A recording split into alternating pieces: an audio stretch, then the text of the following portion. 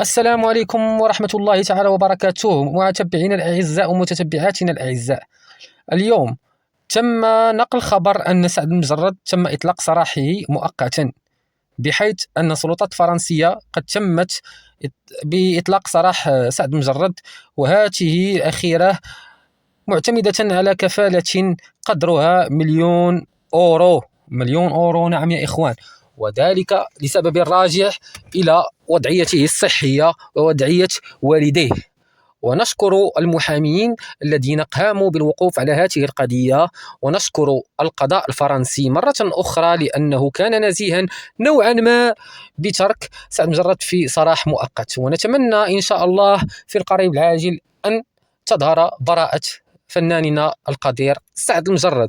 أتمنى لكم عيد مباركا سعيدا مسبقا. دمتم بسلام، المرجو الاشتراك فضلا وليس أمرا. السلام عليكم.